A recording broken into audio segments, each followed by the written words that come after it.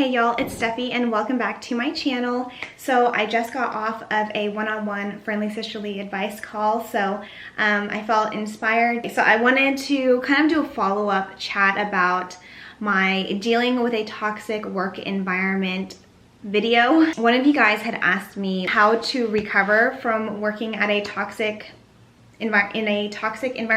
I just wanted to give you guys some quick tips on how to just move on from a toxic work environment, how to, just get your mindset on right and stuff like that. So let's jump right into it. If you're dealing with a toxic work environment and you have not seen my video, I'm gonna go ahead and link it here in the cards for you guys so you can get, an idea of what I dealt with in a specific situation.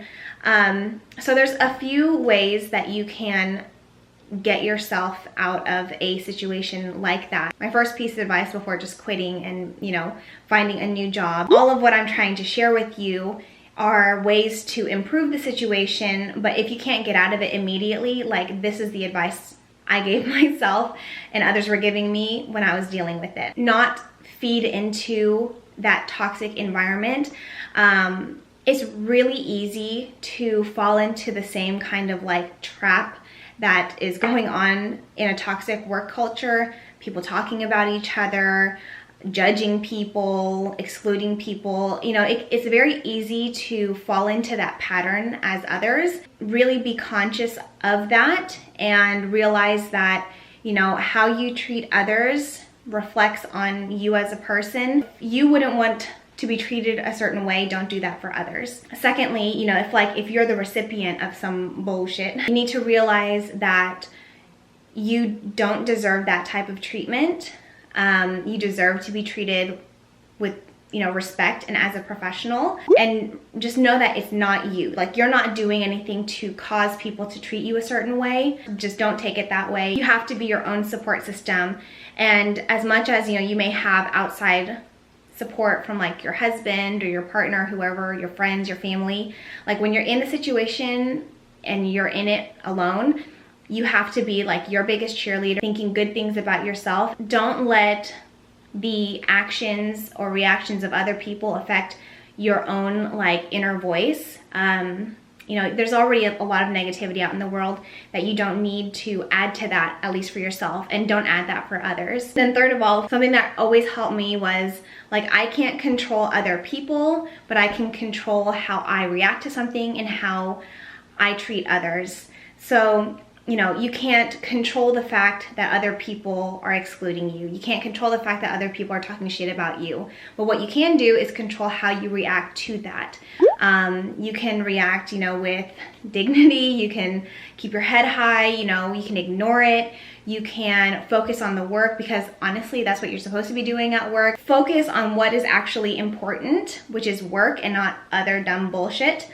So those are just some of the things to think of when you're in the situation itself. Getting out of a toxic work environment. In public accounting, I know that it looks poorly on you, but you know what? You gotta do what you gotta do for yourself to improve your career, to improve your overall life. And if it's not adding to a conducive work environment for you and others, it's okay to ask off of an engagement. It may not happen immediately because there's logistics that need to be taken care of course, a replacement for you on that engagement.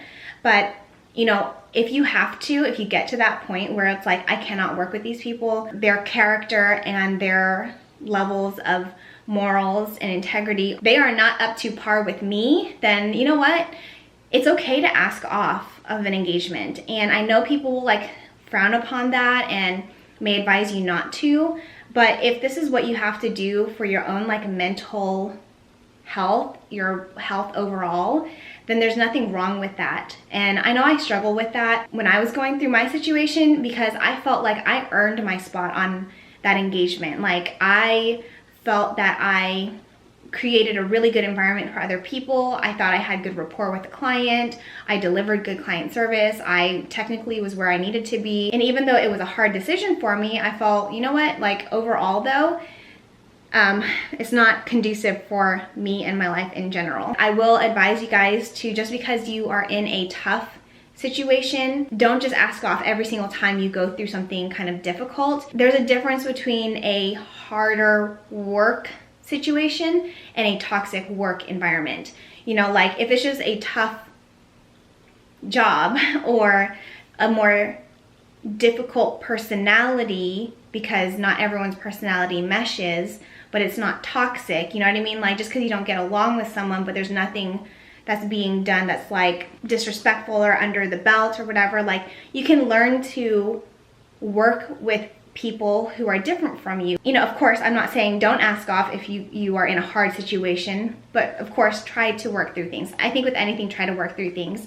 But you just kind of have to balance out. Definitely can't be asking off of every single engagement, but you know, don't be the person who cries wolf, because then it's kind of like, you gotta learn how to get along with people. But if it's a toxic work environment, then you know, I definitely feel like that's appropriate if you've tried to fix things already. Always try to fix things, and then at some point in time, you kind of have to throw in the towel. There's always moving to a different department in your firm, similar situation. And then of course, there's looking to leave wherever you're at.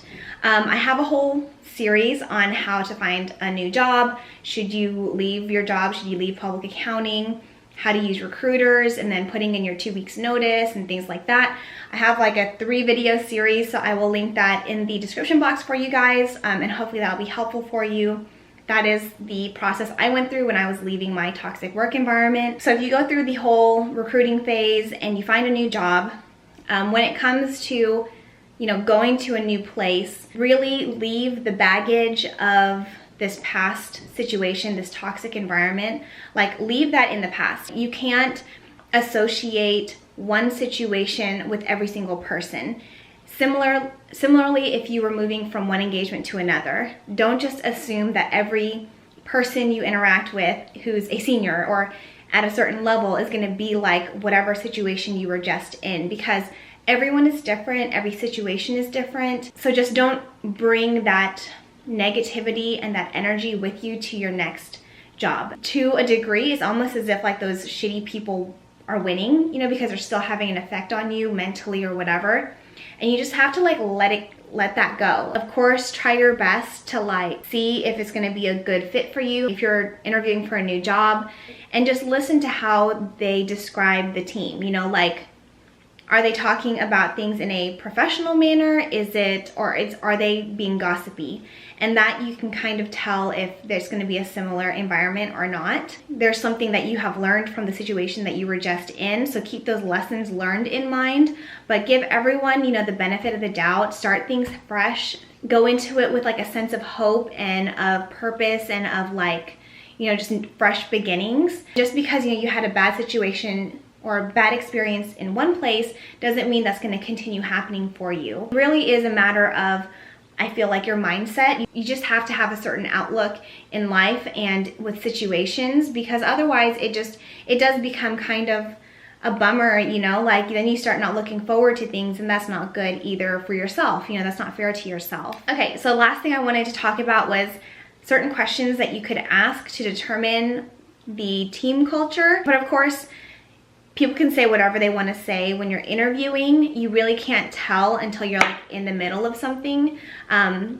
So, you know, these aren't foolproof ways to tell if it's going to be toxic or not. Asking people to describe what's the culture like here. How do you as a boss provide feedback to people in the team? How do you hold people accountable on the team? The different members of the team, you know, how would you describe them? What's the team dynamic like? You can ask those types of questions. Never really know until you're in the middle of it. So take that with a grain of salt, of course.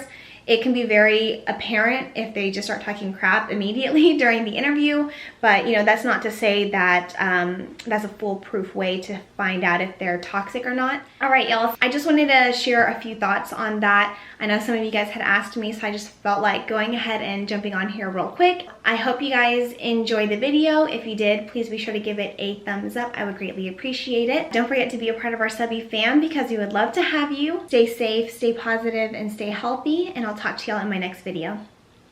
So I just wanted to give you guys quick tips on how, sneeze. Sorry, my hair air dried and I'm just not even gonna mess with trying to like curl it and make it look all cute and stuff like that. So please just ignore the hair. So, okay, so like you have to be your own support system. Sorry, like lighting's getting all, all crazy.